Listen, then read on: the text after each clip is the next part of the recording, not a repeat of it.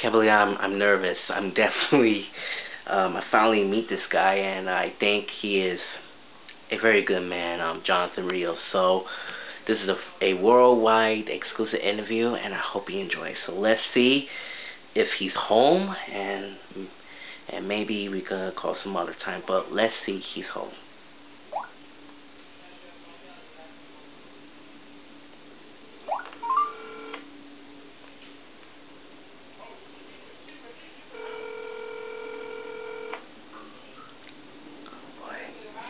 Ringing. Hello? Jonathan Rios? Yes, who's this? This is Steven Gomez from the Steven Factor. How you doing, man? Yeah, I'm good. How you doing, my friend? I'm hanging in there, you know? Yes.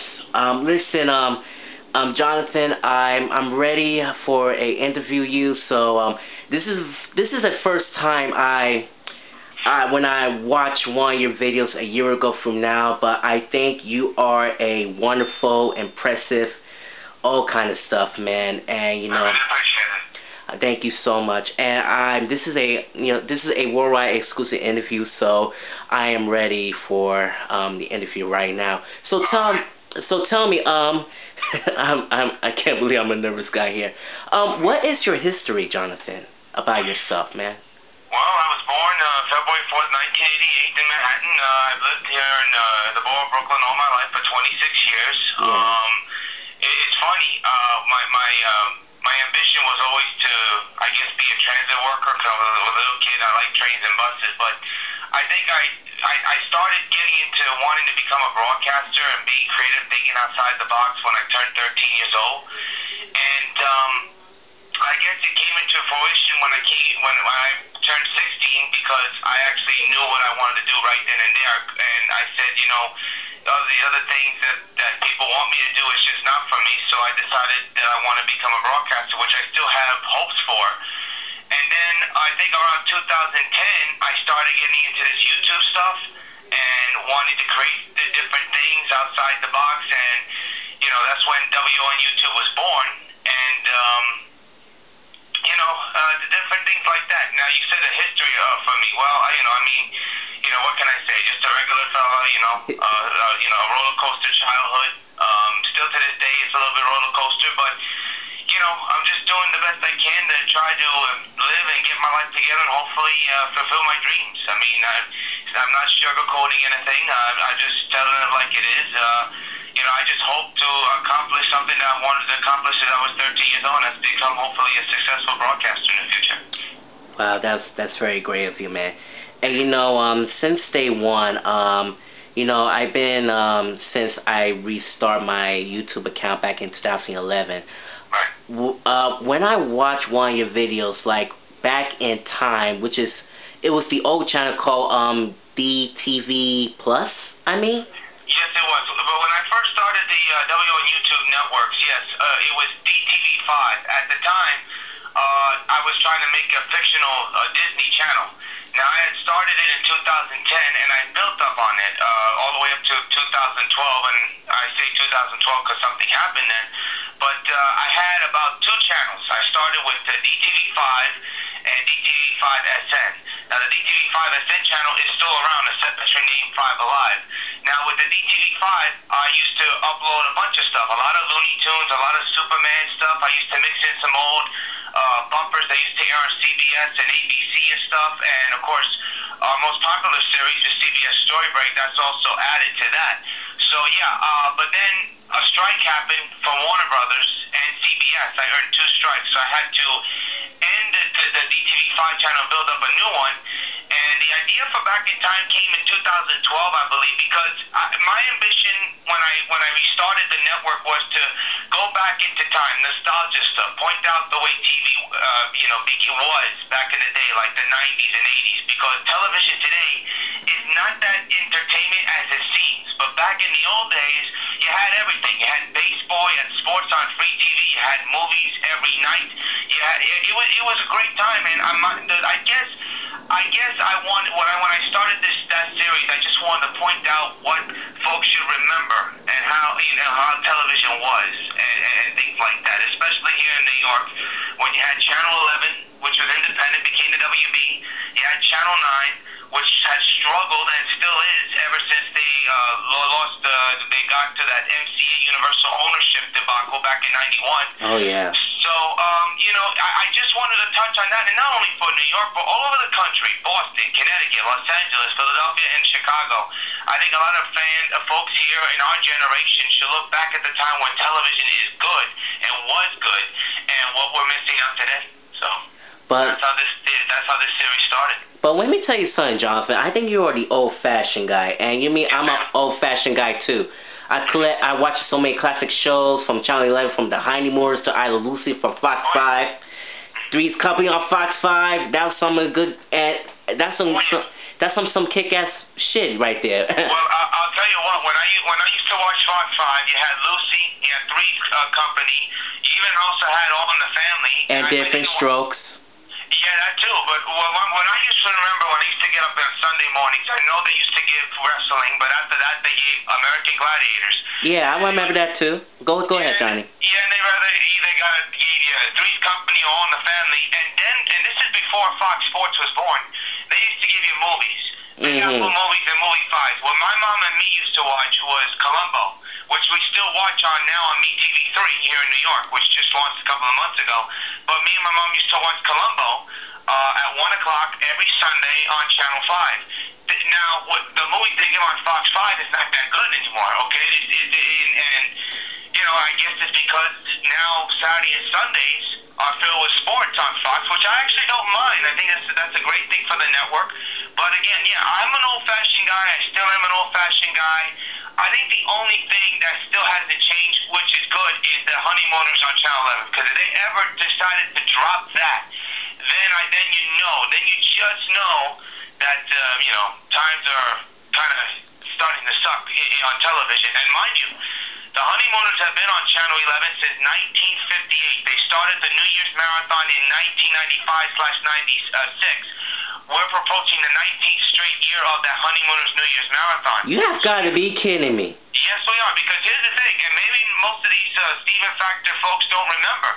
Before the Honeymooners marathon began, it was the Twilight Zone marathon. And my mom was actually lucky enough to take the final 2 years that 11 carried the Twilight Zone. They gave it every New Year's. The last year they did it was between 94 and 95, and back at that time, 11 was all over the WB because 11 days later, it would become the WB Channel 11. But yes, it was the Twilight Zone Marathon. They used to give from, I can't remember the date it started, but the last year they did it was New Year's Eve 94 to New Year's Day 95.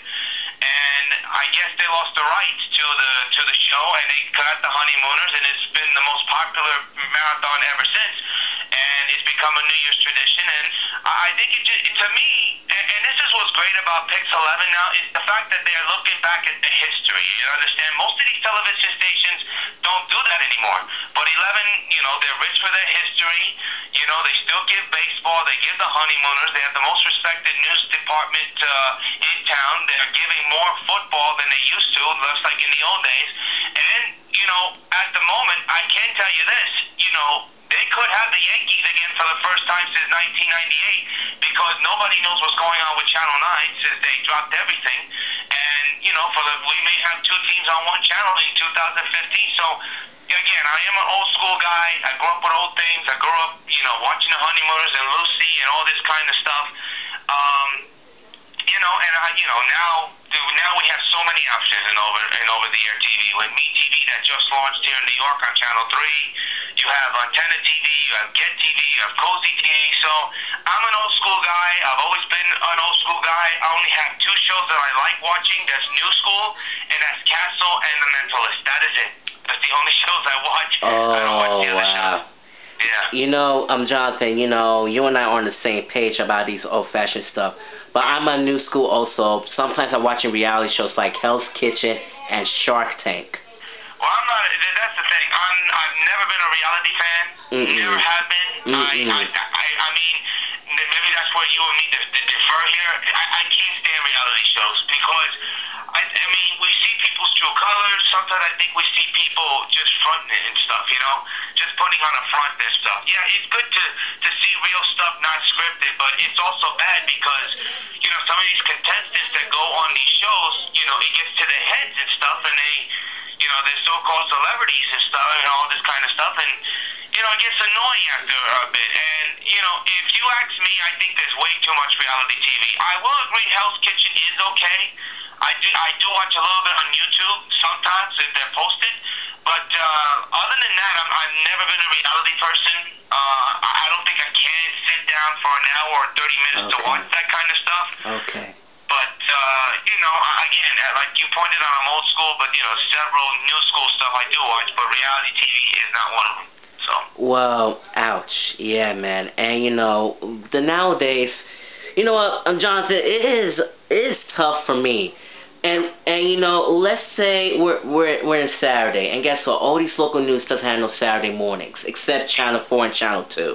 That's right. And, you know, I'm very upset about it. I look at so many Saturday morning cartoons, but I really like is the new version of the Teenage Mutant Ninja Turtles, which is on every Friday nights on Nickelodeon, the computerized animation.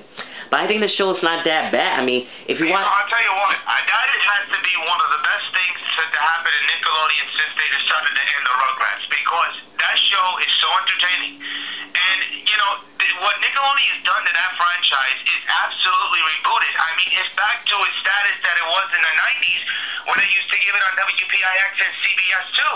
I mean, it's absolutely unbelievable. The script writing is tremendous. The animation and computer animation is tremendous as well. I enjoy it. I watch it anytime I can. And, you know, it's good. I think it's good for our generation to watch these guys. And I think Nickelodeon does a tremendous job promoting it. They do a tremendous job with the license. The only thing I wish Nickelodeon would do, since they now own the rights to Teenage Mutant Ninja Turtles, is not only give, of course, the version now, but also give the version that started it all, which was the 1987 version that you and me both grew up watching from 1987, 1996, and show the folks on Nickelodeon and all the people who are little kids right now to show what our generation enjoyed watching. Again, I think what Teenage Mutant Turtles is doing on Nickelodeon, I think is tremendous. And there's another show, and maybe you remember this. It was on Cartoon Network. I'm not a Cartoon Network fan. I wasn't until Warner Brothers bought the network. No. I became a Cartoon Network fan, I could say, for 2 years, and that's due to one show, and that's the Looney Tunes show. And to this day, I don't know why the hell they canceled that show. Whoa, wait a minute. They canceled that Looney Tunes show? They canceled the show. I didn't even know that. Yeah, nobody knew it. Nobody. No. But let me finish here. Okay. They will be bringing a new Bugs Bunny show. It was announced early this year, well, middle of this year, from Warner Brothers Animation Group and Cartoon Network, that they will have a new Looney Tunes show centered around Bugs Bunny called Wabbit, W-A-B-B-I-T. Well, what? That's the stupidest show ever. Well, we don't know that. We don't know that yet. Listen, I'm a Looney Tune guy. I'm a Bugs Bunny guy. They're saying, though, W-A-B-B-I-T that way, I guess because that's the way Elmer Fudd says it.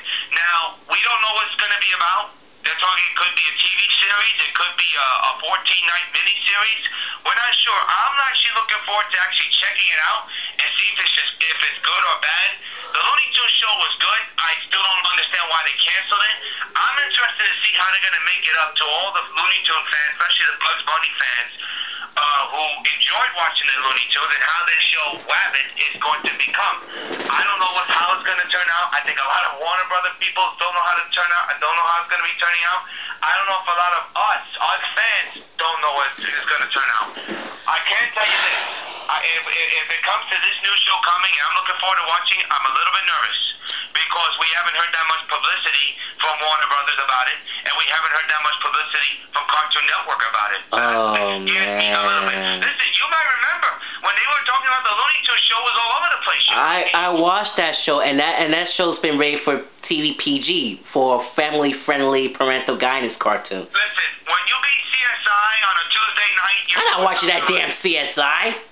I don't watch it either. But if you beat CSI at an 8 o'clock slot against the #1 network on television, you're doing something right. Yeah. I mean, for a cartoon to Well, it was CSI, no, Tuesday night, NCIS, my mistake. I got the shows wrong. It's alright. When you're beating an NCIS show on America's #1 network, you're doing something right. You're doing something absolutely right. It was an enjoyable show. I liked it tremendously. It was very entertaining. And, you know, I'm going to be interested to see what the Bugs Bunny, this new show is going to come out next year. I'm going to be very interested to see what it's going to be about and how it's going to be. So. But, you know, Jonathan, Cartoon Network was used to be back in 1992 with classic cartoons from Hanna-Barbera and the original series of Cartoon Network. But in the nowadays, this Cartoon Network is going down the drain. They bring back some stupid-ass live-action shows, reality shows. You know, I'm stopped watching Cartoon Network. But Adult Swim, well, it's still there around. Well, I think that's the only thing that's keeping Cartoon Network above reproach.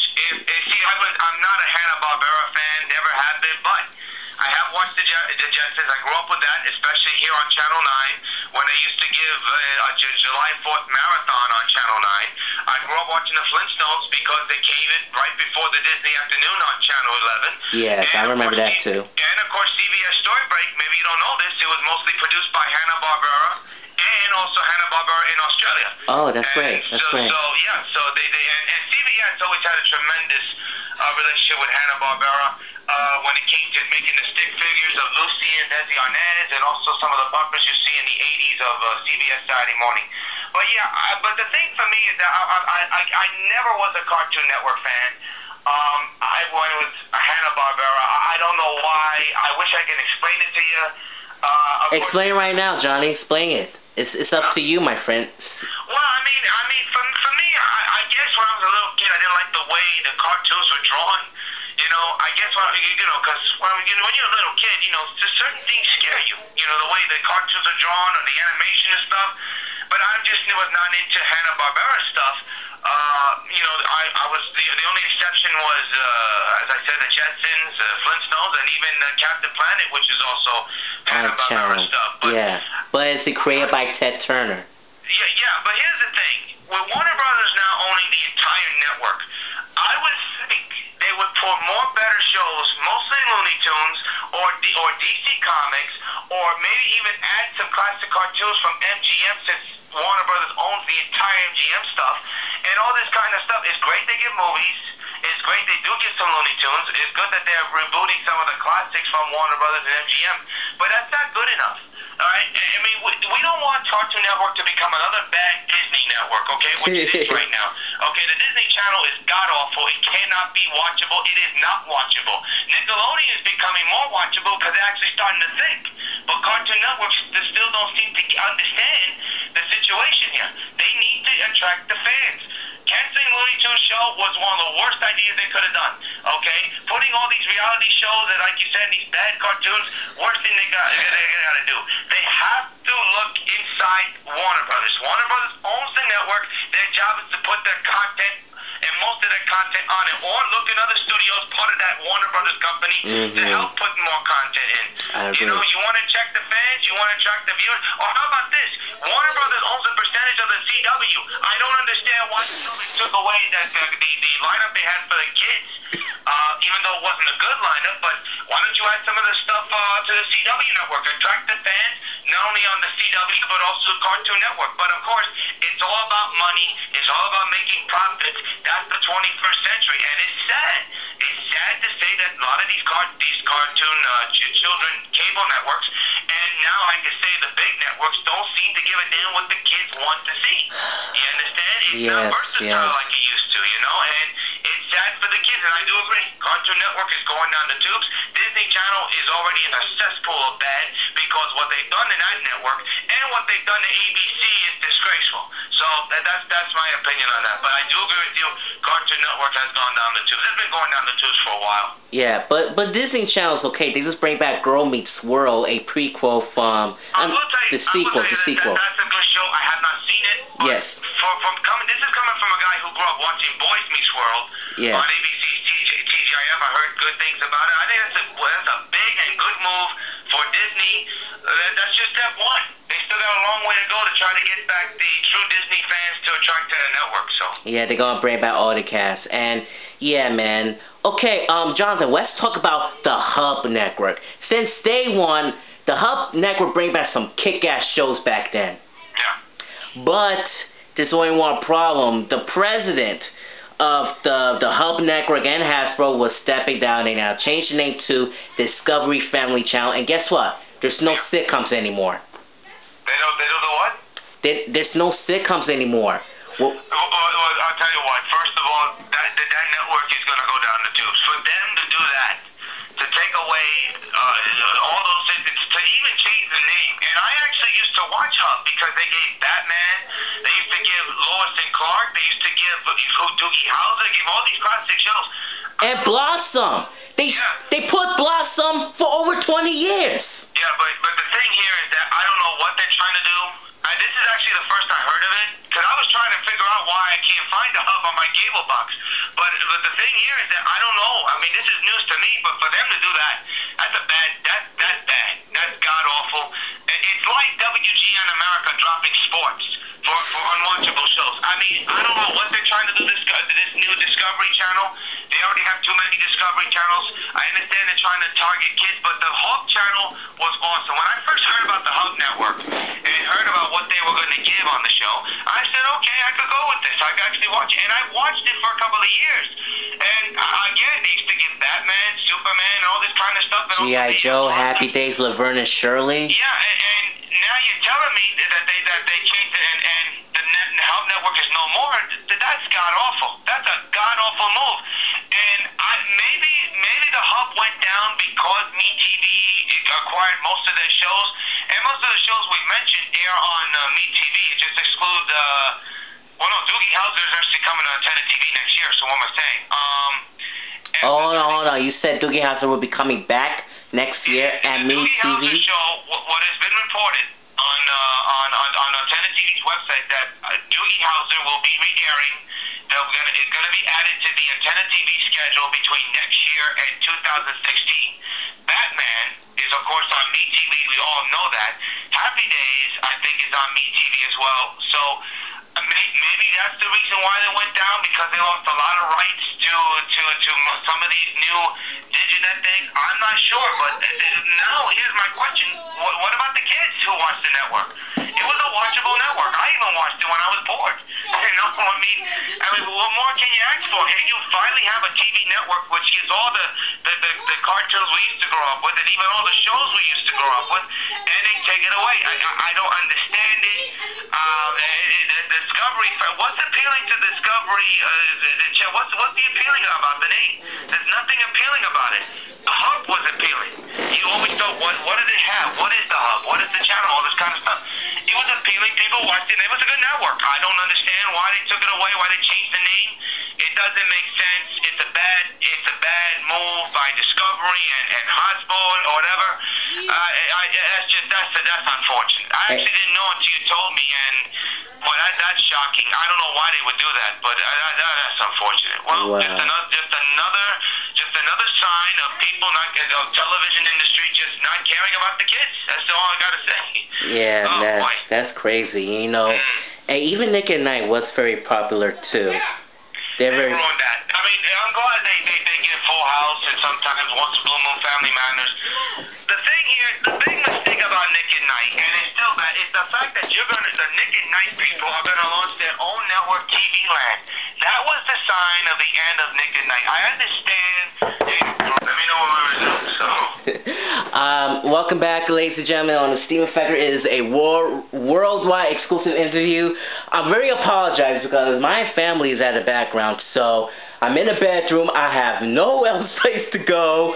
But Jonathan, I officially apologize. Okay, it's fine. Okay, where we left off again, the Nick at Night thingy, and what I was saying is that the end of Nick at Night was a sign where you saw they launched their own TV network, TV Land, which is not a bad idea at the time, but now you look at it now, it's a bad idea, because not only is Nick at Night god awful, but TV Land has got awful. But, I know. I will tell you that TV Land, what they're doing, having their own shows, it's a good thing. It's a very good thing, but I think with the emergence of MeTV and Antenna TV and Cozy TV, we're going to most likely see the end of Nick at Night and TV Land. I don't know when, but I think that's what we're going to start to see. Now, I don't know what's going to happen when that day occurs, but, I mean, it's unfortunate, and I didn't have cable at the time when Nick at Night started in the 90s or 80s or stuff, and I would only watch it once a blue moon if I went to my friend's house or my uncle's house and stuff. Good shows. You had Lucy, Honeymooners, Cheers, all these kind of shows. But I guess, I don't know, I guess every decade we pass, they add new things and stuff like that. You know, listen, bottom line is that Nick at Night, Nickelodeon, period, in the 90s, whether it was the kids or for the adults at night, it was the network to watch. And again, I mean, Nickelodeon's trying to get back to respectability, and I think the Turtles has done it. And of course, SpongeBob still being on the air has done it as well. But the 1990s version of Nickelodeon is by far the greatest childhood memory of anybody, whether if you're watching Nickelodeon or Nick at Night. Or the 90s or all that. Well, listen, I mean, with the 90s, all that, that's a great idea. But how about having a channel with honoring all of those shows from the 90s? Because that's all we need. Teen Nick is unwatchable until it's nighttime. And that's when the ratings go up, because you have all that. You have Rugrats and Doug and all this kind of thing. Well, it's a late night, man. There's nothing to go on to do. They trying to room it. There's no more room for the 90s or all that. And, you know, Nicktoon was born, you know, they bring back some 90s cartoons until the nowadays has been started. And even Ren and Stimpy. Jonathan, did you know Ren and Stimpy was very inappropriate for children? When? Like when Ren and Stimpy say crap, or they put Lord in it. Well, I will tell you this. That show, that was a tricky show. And it was an enjoyable show. It was a funny show. It was very entertaining, and it was very outrageous.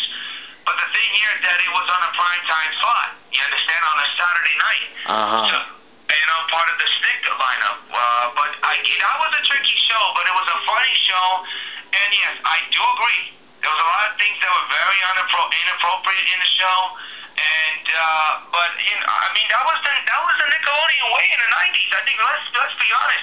Most of the shows that aired on Nickelodeon were inappropriate. Whether it was Rocko's Modern Life or anything that had anything that sounded like it was some kind of a gas or fart noise or splat noise was almost inappropriate. But that's the way Nickelodeon was. And it's unfortunate they shied away from that.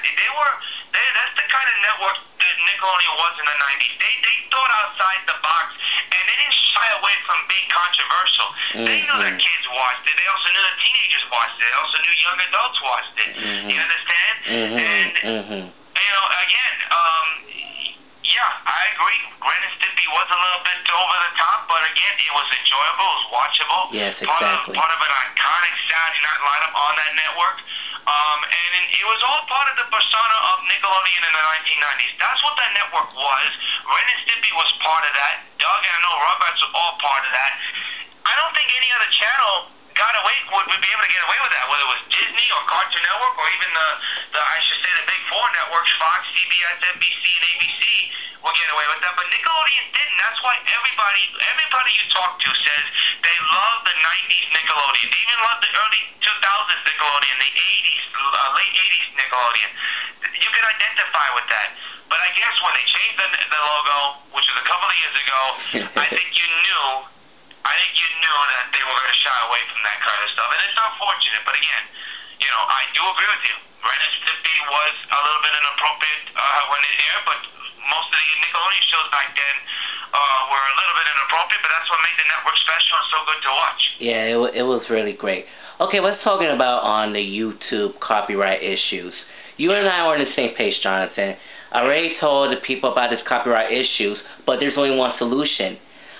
When I look on my Creativity Studios, there is a creation section, and they will give you a free royalty music and sound effects, and you don't have to worry about it. And I didn't even know from the start. One time when I started the show, the 4th season on The Factor, I used to like the parody song from Saturday Night Live. And see, that's the thing. And you said 3 words that are deadly when it comes to YouTube. Saturday Night Live. And when you talk about Saturday Night Live, you talk about those bastards at NBC Universal. Those people are so bad, and they rank up there with Warner Bros. And CBS. They will copyright you for anything. I remember a couple of years ago on my old channel, I had uploaded something that I filmed myself, had no cartoon, nothing. You just put David Letterman in it, right? Well, still, I mean, it's still copyright stuff. It's the CBS or NBC. Now, for me, I had uploaded something, and it wasn't David Letterman. It was something that I filmed myself, and NBC claimed something. I'm like saying, okay, what are you claiming? And it was outrageous. And you know, the thing with the copyright issue here, and I've gone through this so many times, and is the fact that some of the things that these companies claim are not their property. Mm-hmm. And it's mostly the music. Now, the visual, I can understand. Now, here's what I do if I'm on the verge of getting a strike, which I have not been. I'm very smart. It's always the music. I always check my video manager immediately following me uploading the video, because I monetize my videos. And I check the video manager, and I check to see if it's clean, and there's a dollar sign. If there's no dollar sign and it says match third party, I check to see what's the content of saying match third party. Once they show a music or a visual thing, I take it off. I take it down. I save the description, everything just for a rainy day. I take it down, I re-edit the video, and then I re-upload it, and it's clean and stuff. Sometimes, you know, it takes a couple of months for YouTube to detect a video that says match third, then they say match third party, and I gotta check it out again and stuff and all this kind of things. See, in my opinion, royalty-free music is probably great. It's great, it's spectacular. There's a lot of sites, there's a lot of YouTubers who make royalty-free, copyright-free music. And YouTube itself. Well, I mean, the thing, and it's a good thing, but the thing is that they have to be more versatile. I mean, they got rock, they got rap, they got jazz music. But let's be honest, there's a lot of people who make fan films, including myself, that would like movie-style soundtrack music. If they could do that, that would be tremendous, I think. Yeah. Again, I do agree. I think what YouTube has done with the music is great. I think it's great. It's good for the YouTubers and video makers. But they should have done this years ago, because people still use copyright music for their videos, which they shouldn't. But I think now, with royalty-free copyright music now becoming free and more wide open, you know, I think people are going to start to get used to it. I know the royalty-free music for me has helped me big time with my fan films, and also my baseball game casts and everything else I've done. Mm-hmm. So I think it's great. I still think the copyright situation is still tricky. I think you have to be careful, but people have to. But the thing about working on YouTube, and I learned this the hard way in 2012, in spring 2012, you have to be smart. You have to not put copyright content. You have to make sure the stuff is not copyright content.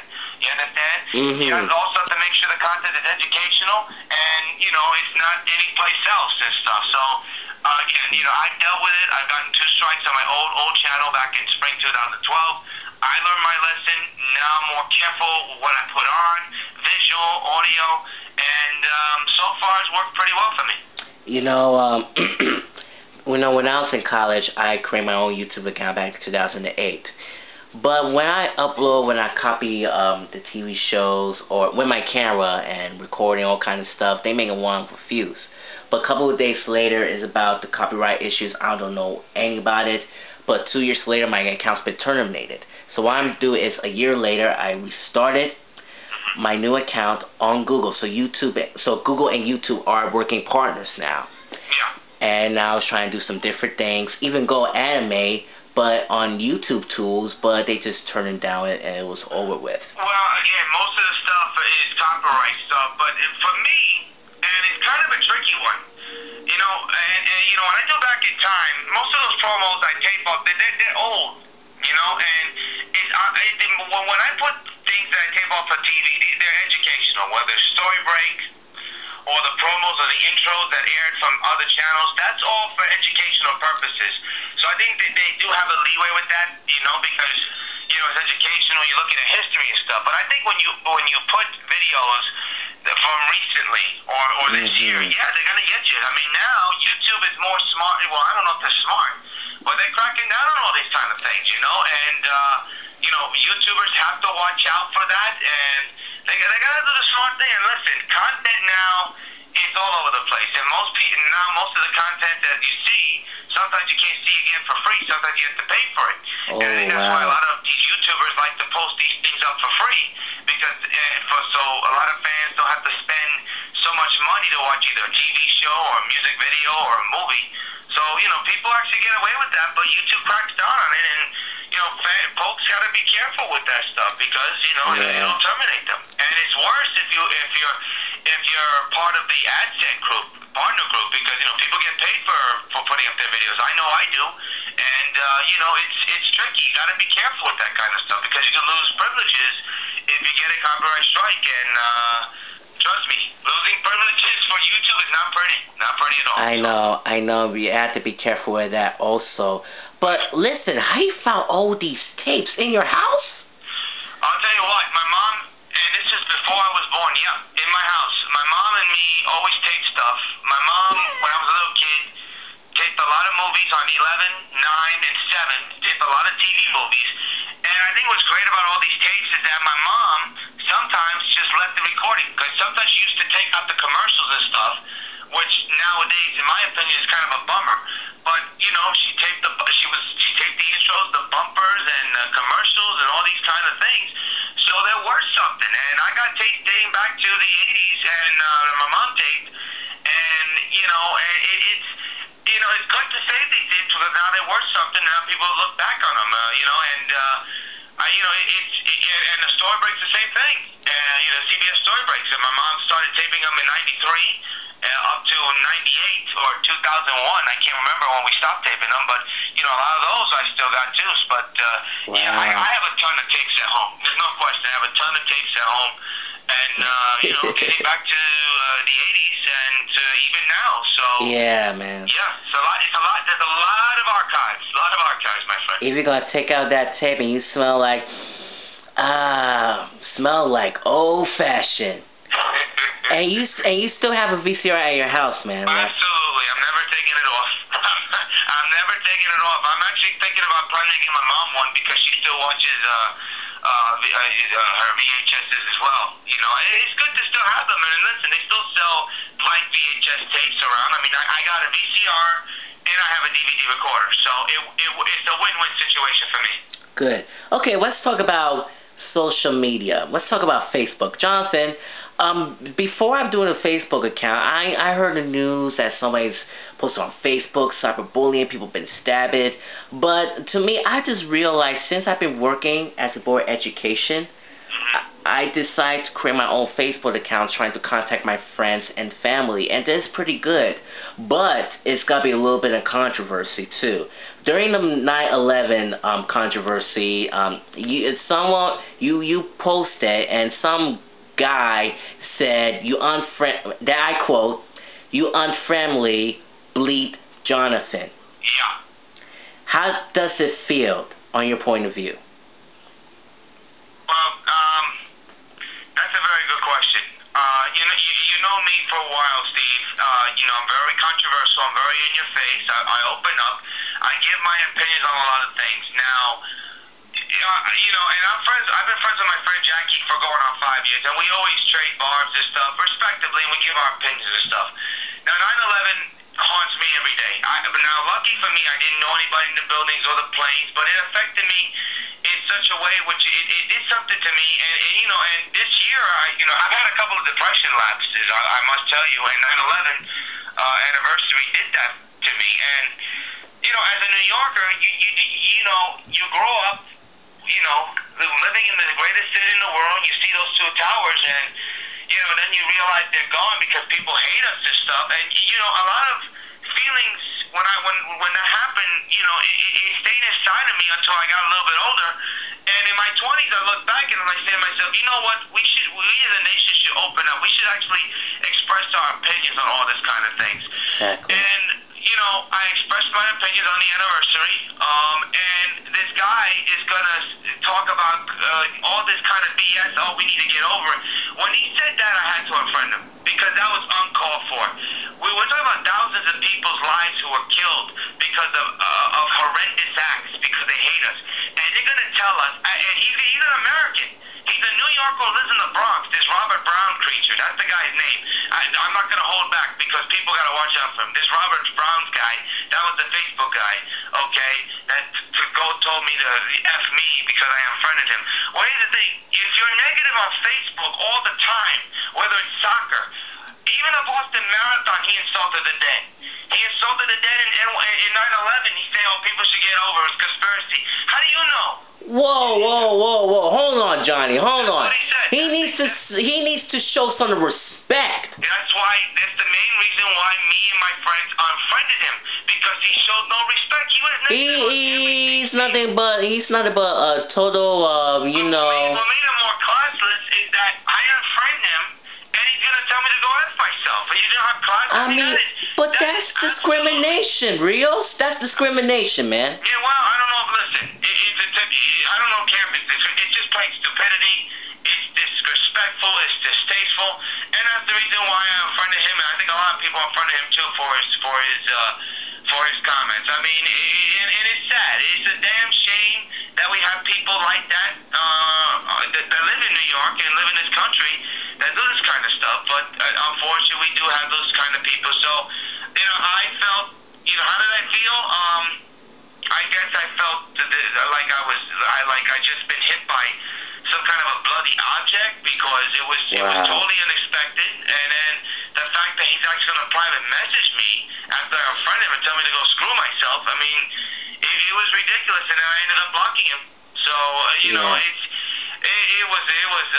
not a good time. It's not a good time at that time. Yeah, I know. Yeah, but why the hell you said how she get over it? But we still remember, man. It's a part of our history. Listen, we're always going to remember. We can't forget this. They're going to be playing this on television. You're going to see this on magazines and newspapers and YouTube for the rest of our lives. You can't forget. Nobody can forget. Yeah. People are going to have to live with that. And, everybody has to live with it every single year. And it's sad. We wish we didn't have to live with it. We wish it didn't happen. But sadly, it happened. And it's just a reminder of where we are right now. And at the moment, we're not actually, now that the year is kind of ending, I don't know where we are as a country or as a globe. But, it's just a symbol that things changed after that day. Yeah, again, Facebook has so many controversies. Some make like strangers trying to come to the other person, go to your house, like stabbing, and even some post a hoax letter as well too. Yeah, but I should be careful. When I do some research, I think my sister just put it there. He says, hi, Facebook user, blah, blah, blah. But in the morning when I use my Samsung Galaxy, I just realized it was a hoax. So don't let me fool you, folks. It could really happen. Yeah, I don't pay attention to those kind of things. If I see something suspicious, I just take it out or block it or something. Yeah, it really is. Johnny, let's talking about the video, the 2-part video rant about your father. Okay, can I do that with you? Yeah, sure. Okay. When I heard that video about inspiration about your dad, I'm really sorry that you and Dad don't see eye to eye, and that really going through, man. And I realized you have severe depressions over the years, and I think that, when you go get a chance to see your dad, there's a little bit tricky about this. What is really going on? Well, here's the thing. To this day, I still don't know what's going on with my dad. Okay, and I'm actually going to talk about this on Ask the Manager in a couple of days. I'm actually going to talk about my dad on Ask the Manager in a couple of days on UPN5. But the situation here, and I'll recap it for the folks who are watching your stuff. A couple of weeks ago, my dad's current wife, knocked on my door and told me my dad has cancer, stomach cancer. She didn't explain if it was pancreas or liver, and the man drank, so obviously it's the liver. And he didn't have that many days to go. They told me he was in Bellevue Hospital. And my thing was I wasn't going to go. But after getting a friend of mine that actually knocked some sense into me, I went with my mom, my uncle, and my friends to Bellevue. And then we found out that he was discharged a couple of days earlier. And we were dumbfounded. We don't know where he is. We tried to get in contact, nothing. And to this day, I still don't know what's going on with him. I don't know if he's alive or dead or to this. I just don't know. And it's still tricky. And, yesterday I had gone inside the building. Hold on, Jonathan. Jonathan, this is, let me tell you, this is a Steven Factor update, so do it, my friend. Just take it away. Okay, well, here's the deal. Yesterday I had gone to his building to knock on. I mean, first time I actually got into his building, because every time I ring the intercom, whoever's in the house, that apartment, never answered the bell. So I was lucky. I went upstairs, but I know the lady, his wife, was in the house, but she didn't open the door when I knocked. I kept on saying his name. I even also introduced nothing. So I'm trying to get back to normal here, but the thing I need, and say to my mom, we need closure. We need to hear something. So it is. I mean, Steven, it is the most trickiest and odd situation I've had to go through in my life. And listen, I've lost relatives, but I get information back. But this is bad. I mean, this is bad. This is tricky. It's very frustrating. And at the moment, I mean, people keep asking me, do I know anything? And I hate this to be the old drum. I mean, I don't know. We tried calling his family. I tried everything. And at the moment, we're in a standstill. So unfortunately, I have no updates. But again, you said the word tricky. That's where I'm in. That's the situation I'm in. Okay. When your father's wife came and knocked to your door on a Friday, right? Yes. But the doctor said that he's been discharged on Thursday, which is 2 days ago. Yeah, that was very odd. I didn't understand that at all. And I wish I could give you a complete answer, because ever since the receptionist at Bellevue told me and my mom this, I'm still in the dark, because we don't know what's going on. We just don't. And I don't know how to answer that, to be honest with you, because it is, again, a confusing and tricky situation. I don't know why the lady said he was still in the hospital. Didn't leave no returning address. Didn't say what hospice if he is in one. Again, don't know anything, and he was nowhere to be found, Johnny. Nowhere to be found. We don't know where he is. His family has not gotten in contact with us. And the problem is that he didn't put no next of kin. He didn't put blood relatives to notify us of his health or stuff. He didn't put that. He doesn't even care about you, Johnson. That's why, right? Well, I mean, listen, I think I realized it after, he doesn't open the door. So, I mean, we listen, life goes on, but I think, we would like to find out what's the situation, closure, something. Even if he doesn't talk to us again, we need to hear something. So, well, let's just hope and pray, and maybe you could do some of the updates for Ask the Manager. And let me tell you something. We're going to do the Supergirl fan films for one more second, but let's talk about Ask a Manager. Yes. I watched your 4 shows of Ask a Manager, or should I say 5, which is the season premiere on the election day. Right. And your show was stupendous. Well, I had good. It's a good thing. Well, I mean, I think this, and I hadn't done an Ask the Manager for a long time, because I was going through a lot of things, and like I said, depression lapses. I think I had to do an Ask the Manager election day, because I think this year's election was the most important. With every fucking thing that's going on in this globe, and especially in this country, I had to say something. Now, we haven't heard anything about Russia or Ukraine, which I think is a good thing. The foreign relations with Israel, foreign relations with Russia, foreign relations with all these other countries. Oh, man. Obama making a fool of himself, Congress not doing anything. Some of these states with Ferguson acting like fools with that tragedy and all this kind of stuff. The cops shooting this and that. And even Ferguson and CNN was the stupidest cable news ever, and Well, I mean, listen, I don't watch cable news at all. You don't have no cable in your house, right, Johnny? I do have cable. My thing now, and I said this, and I actually said this on Facebook, that I'm avoiding watching the news or reading the news until things get better, which hopefully will be next year. But again, I had to do Ask the Manager and say how I felt, because as a human being, 2004, and I don't know if you feel the same way, 2014 actually had to be one of the worst years in modern history. It has to be. There's been so much death, so much conflict, so much confusion, so much war, so much. I can't think of another And even in New York City, Johnny, Mayor de Blasio is one of the worst mayors of all time. And guess what? I'm doing. Guess what? When I copy and paste in that video, when you do the same day on the new the Comcast of the new baseball game, the show thing, guess what? He opened all the schools. Yeah, I mean... And I did it on YouTube and ran up like 64 views so far. Well, listen, I mean, the situation here, when de Blasio opened the schools, I mean, that was bad. But do you remember what the chancellor of the school said? Oh, it's a beautiful day out. A beautiful day out? I mean, either you're blind, lady... Yo! And it's funny, that hit the front page of every newspaper. That was not only a black guy for the de Blasio office, but a black guy for the Department of Education. A beautiful day when kids can't even barely walk in the snow. The subway and bus service is completely horrendous. Woo. And you're going to say it's a beautiful day out? Maybe it's a beautiful day for you because you have an escort driving you to work, but it was inexcusable. And, you know, de Blasio has a lot to make up for that. I think the snow debacle was just a symbol of what we're going to have. And listen, years are flying by. He won't be serving a second term. No way. I mean, at the moment, you know, we're having issues with the police department's commissioner and all this kind of things. You know, right now, am I going to say he's the worst?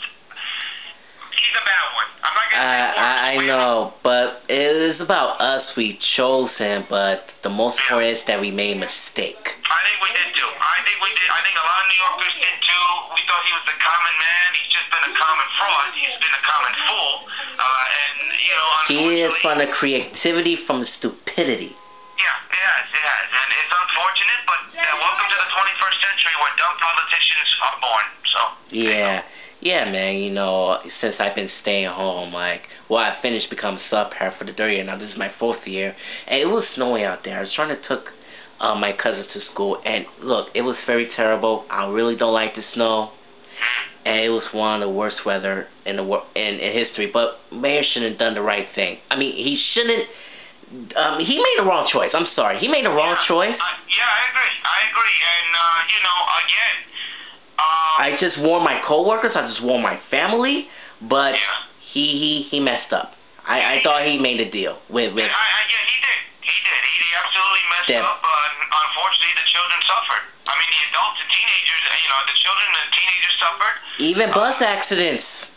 Yeah, that too. I mean, he wasn't prepared, and it's gonna linger. But I think a lot of people are gonna have their eye on him once another snowstorm comes, either this month or the next couple of months. I mean, you know, at the moment, you know, we're not in winter yet, but you know, all indications, people keep saying it's gonna be a brutal winter. So it's all gonna be on de Blasio, and we'll see what will happen.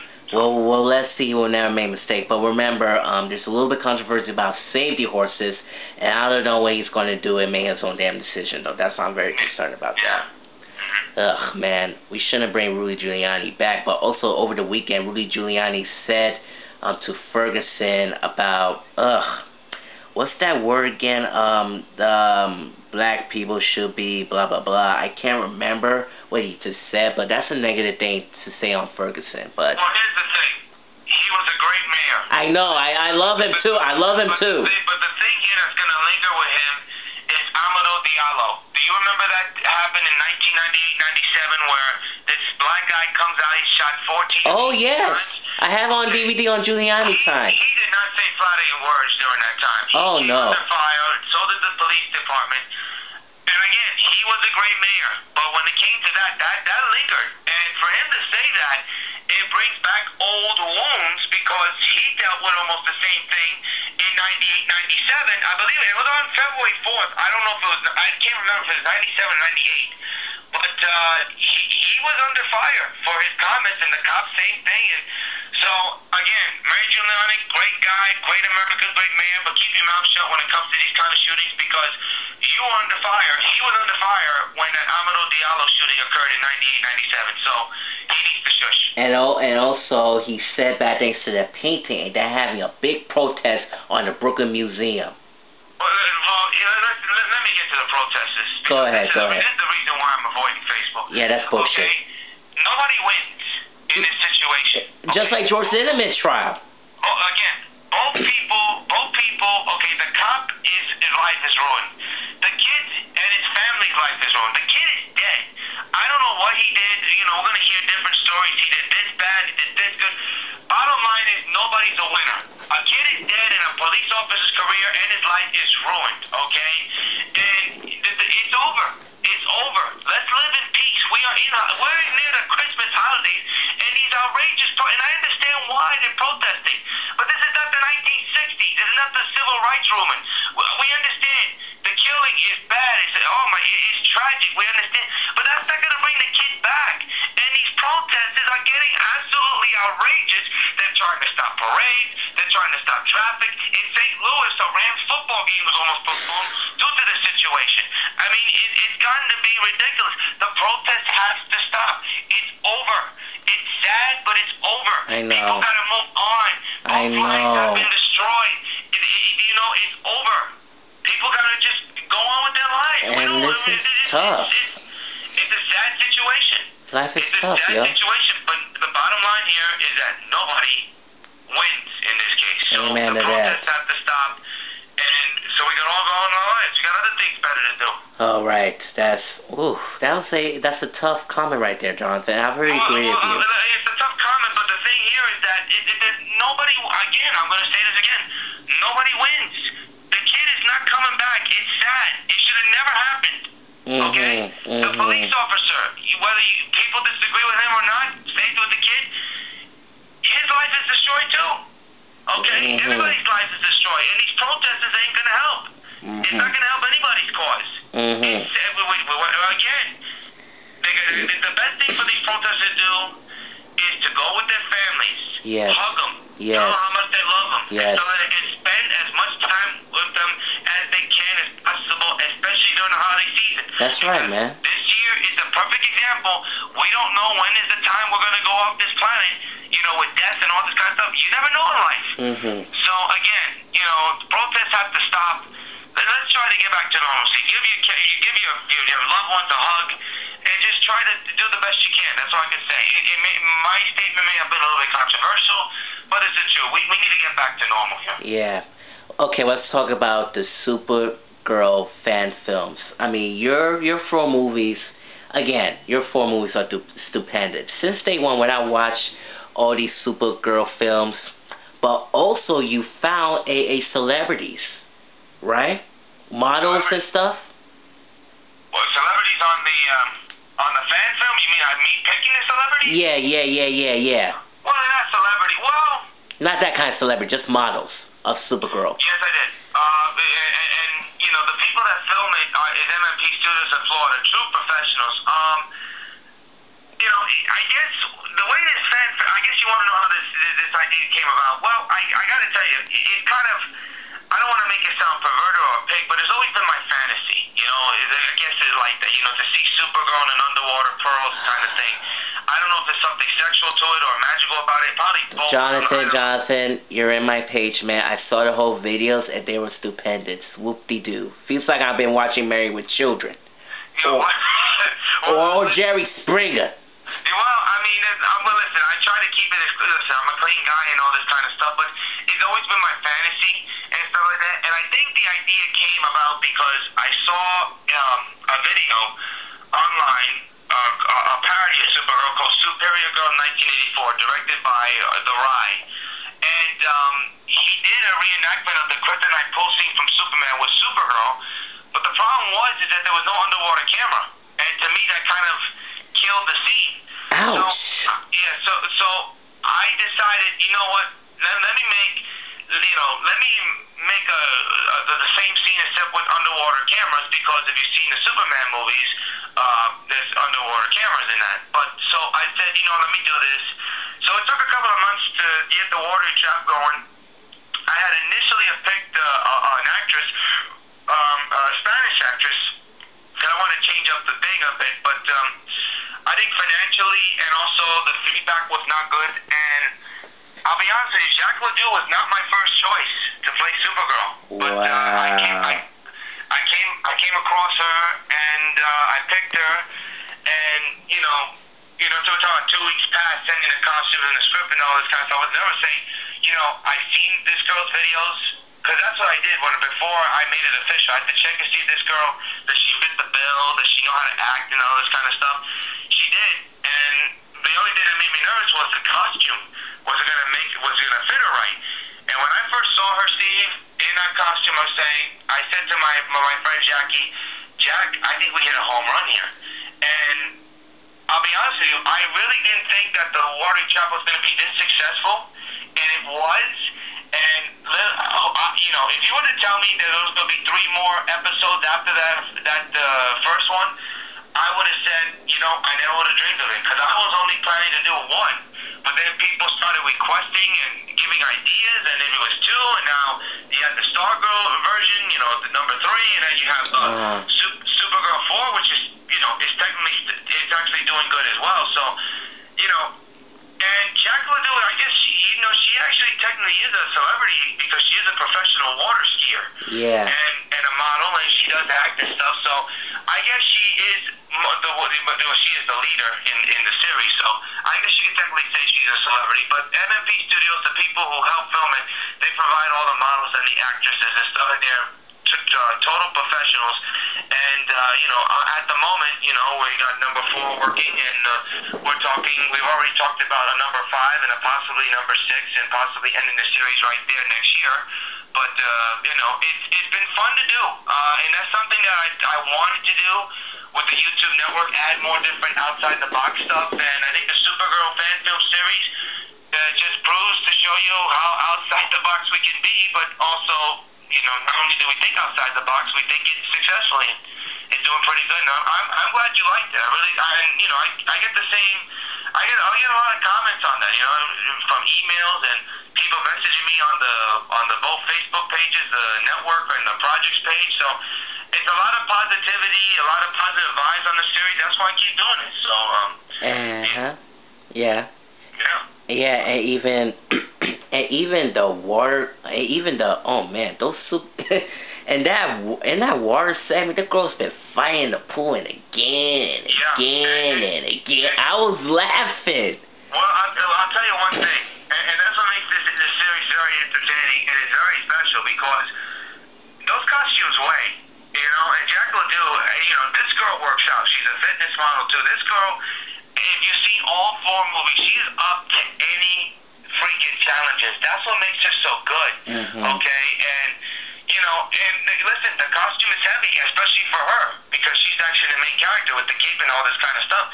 And you know, my thing, you know, the plan of this series, which I didn't know, again, I'll state this, to know it's going to become a fan film franchise series, was to touch on a Pearl situation that's barely touched on in superheroine films. Okay, if you read any of the Supergirl comic books, she always somehow seems to get into a situation underwater which is bad. Either it's a rescue, or she's trapped, or she's fighting. My thing was to try to bring that into light, which I have. And you know, again, I let the fans judge for themselves, and most of the fans enjoy it, and that's why we keep doing the series. And you know, I know the fighting is maybe a little bit cheesy, you know, but it's tough. You know, it's not easy to do these kind of things underwater. It really isn't, you know. And I remember when I did the second one, they filmed the second one, they had enormous challenges, but the last couple have been pretty good, and the underwater fighting is tremendous. And it's not top notch, but it actually passes by. But you know, it's been fun to write, fun to create, and I know the people over there at MMP Studios enjoy doing it. You know, it really does, and it's enjoyable. And you know, hopefully, you know, when 2015 comes, Supergirl 5 and maybe a 6th one will be more successful as well as Uniform. Yeah, but do you write a script for Supergirl 5? Absolutely, yeah. Tell me a little bit of spoiler. For which one, number 5? Yes, sir. I have not started number 5 yet, because that's a little bit tricky. See, when it comes to making these kind of stories, you know, your brain has to work overtime. I will try. I guess I could give you a little bit what I do plan on doing for Supergirl 5.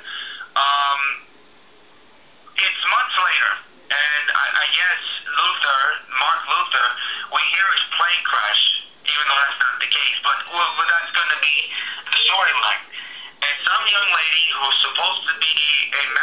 editor or something, or and video photographer, who was technically in the payroll of Mark Luther, comes up and talks to Jacqueline Kent about trying to get in contact with Supergirl because she wants her to be doing photo shoots and for her magazine, or photo shoots around the so-called Luther lair or something.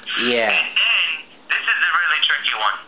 Then she said that my very first subscribers, since we do our video stuff, they want a request. They want Supergirl to do a underwater seduction video. Nothing sexual, just a flirty video, a fantasy one. Yes, yes. And, Jacqueline Kent is actually Supergirl. She's very iffy on it. She said, that's not what I do. I see, all this kind of stuff. Oh, yeah. I don't want to give too much away, but it leads to a trap and all this kind of stuff. I still haven't gotten all the details in, but that's what the thing is going to... All I can tell you is that the Mark Luther name is going to be appearing on that, and we're going to be thinking some new things and stuff, but it's a tricky one. You see, writing all these, ideas come and go, especially for me, especially when you have situations like what I'm going through right now, where you just can't think straight. You want to think straight, but yet you can't. But, I'm still trying to put a blueprint together, but of course, you follow me, and a lot of people who watch your show who possibly follow me as well, they'll find out more details probably by February or something like that. So. Yes, it is. Wow, that's the longest interview that we have so far. What about the sports? I bet you were going to talk, because that's my... Oh, man, I'm sorry, the sports. Go ahead, the sports, Johnny. You have any questions on that? Yeah. The sports, what you did. You just do your video games and you record on DVD and you do a little bit of voiceover at the same time. I'm correct? What did you say, the last part? The voiceover. Yes, I do. I do the voiceovers, yes. And also you do the game and you record some DVD and you put on a computer, do editing and stuff at the same time. That's correct, yes. Yes, just like I did on the Angry Video Game Nerd. Is this your a future future hobby for you as a wonderful broadcaster? Being a broadcaster, yes. I've always wanted to be a broadcaster. When I was a little kid, I used to grow up watching Phil Rizzuto call the games on Channel 11 and Ralph Kiner, and I used to imitate Phil Rizzuto. I still do. Well, if you watch any of the videos, I say "holy cow" a lot, so that's actually in my blood. But I guess I really wanted to become one when I was 16 years old. And years later, I was lucky enough to, because my cousin works in Kingsborough, she got me hooked up. I was able to attend the school. I've done college radio work. I've had my own show. I do voiceovers. Yes. And I was lucky enough to board up the Brooklyn Cyclones, and also not only lucky enough to board up the Brooklyn Cyclones and the Islanders and all these kind of teams, but lucky enough to be sitting in the booth with the late and legendary Warner Fusel, the voice of the Brooklyn Cyclones, who gave myself an opportunity to call at least one or two innings of the baseball game in 2011. Something that I'm going to cherish for the rest of my life. But I always want to be a broadcaster, and I've done video game sports broadcasting since 2000. That's 14 years. I'm heading into my 15th season of doing video game sports casting, and it helps me develop more techniques, I guess, for the future and stuff. And most of the things that I do on video games, they actually help me with the Brooklyn Cyclones, and also when I did some college basketball at the college for my radio station. So yeah, I do want to do this. I do want to be a broadcaster, but it's hard. It's hard to get into this kind of field because there's a lot of schoolwork. First of all, I'm just a couple of credits away from earning my degree. I think it's one credit away. But it's kind of hard because I'm not a math whiz, so that's a kind of an issue. But even if you get a degree, my professor always told me this: it is a make or break job. Some make it, some don't. Some have the talent, some don't. And it's no guarantee. And if I don't get into broadcasting, I'll see what I can do about making my own films and stuff, because that's what I want to do. And it will probably be internet-based films, nothing dirty, but fan films, parodies, with Hitchcock and maybe more Supergirls and different things like that. Wow. And hopefully make a profit out of it. But mostly I do want to become a broadcaster. So that's my future. Hopefully. Wow. Well, I hope you look forward to that too. And you know, there's so many jobs out there, do a broadcaster or radio, even ESPN radio from 98.7. You love ESPN? I am not an ESPN person. Okay. I think what they've done just to most of these sports are ridiculous. And you know, do I watch ESPN? Absolutely. First of all, you're forced to watch ESPN because they screwed up ABC Sports. So I mean, let's be honest here. Watching college football is not fun without Brad Musburger calling the games. Okay, I understand he's on ESPN's SEC network, but it's just not fun. And what ESPN has done to ABC sports coverage has been god awful. Now, the only show I watch, I can actually say listen/watched on ESPN New York is Michael Kay, because he's very entertaining with Don LaGreca and all these kind of things and stuff like that. And some people hate him too on the YouTube comments. I don't know why. I don't know why. He seems like a down-to-earth, real guy. Listen, you think that's bad? How about trying to be Joe Buck? I mean, he gets hammered every single time you look. If he does a Super Bowl, he gets hammered. If he does a World Series, he gets hammered. He is scheduled to do the U.S. Open on Fox in a couple of months. He's probably going to get hammered for calling a golf shot as well. I mean, try being Joe. Listen, bottom line is that Michael Kay gets hate, Joe Buck gets hate, and Mike Francesa gets hate. People are never satisfied. That's just the way it is. And, you know, they brush it off. I don't know why Michael Kay gets all this flack. I actually enjoy him calling the Yankee games, but I don't know. People are just never satisfied. Haters are going to hate that. And even the most catchphrases. See ya. Well, I mean, it's not yeah. as big as Holy Cow or Goodbye Home Run from Gary Thorne or Sweetheart Goodbye from Warner Fussell, but it's a catchy thing, and that's his persona, and that's his slogan. But yeah. You know, people just gotta get with it. They gotta stop hating. That's it. Just watch the game, because let me tell you something. I like John Sterling, but it's time for those two to retire. Those guys who are calling the games on WFAN, that's unlistenable. And I like John Sterling, and I like Susan Wallman, but you know, it's time to retire. Put some new blood. Do something. Yeah, I know. Well, Michael Kay, I don't understand why people don't, you know, they hate on him, but again, 21st century Eagles dumbbells. Yes, I know that too. Do you watch WWF when you were a kid, Jonathan? I used to. I stopped when the WB or CW stopped, what shall I say? Well, I was never a fan. Let me be honest. I only watched it just to see the females, okay? Now, The Rock and Stone Cold, they were watchable. They were watchable. It was exciting to watch and all this kind of stuff. I think, and I'll be honest, I think the only attraction I find from WWF, WWE, and I don't watch wrestling. I don't watch it anymore. Because it's a family-friendly shit. Put TV PG thanks to Linda McMahon and the McMahon family. Well, listen, again, I have nothing against that family or that company. And I'll be honest with you. My favorite chick in that is Stephanie McMahon. Okay? She's not a wrestler. She's not a wrestler. She's not a wrestler. Okay? I don't know why. I just like her. You know, I'm attracted to bad girls, but she's an attractive young lady. She's very, very smart, okay? And she's down to earth for real. People, and it's funny. You see her Facebook page, people be hating all this. They be going too serious. But Johnny, they just acting, yo. They don't get it. Yeah, that's the thing about this, because all these people are actually nice people. They're good guys. They're making a living entertaining fans. Yeah, man. But most of these fans take it so damn serious and take it to the extremes that it's just uncalled for. And I like Stephanie McMahon. I've always liked her. She was played the villainess. I mean, she's playing the villainess now, so I've heard.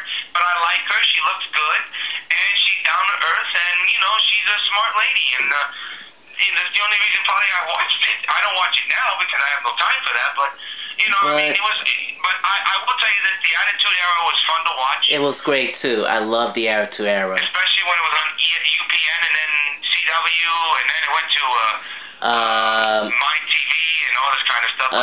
My Network TV, then Sci-Fi and USA. They bring back on USA on Raw. Yeah. Well, listen, WWE has a good relationship with NBC Universal, always has. So. Oh, I didn't know that. Oh yeah, they made so many WrestleMania shows and stuff too. Yeah, they did. So you know, you know, I'm not a wrestling fan anymore, but you know, I hear it's in dire health because I mean, you know, things that have happened on WWE, and we're still hearing about the CM Punk thing after all these months. Even they lost $350 million. Do some friendly shit. They bring some attitude back. I'm sorry, but WWE Network bring back some classic shows, but only $9.99. I agree.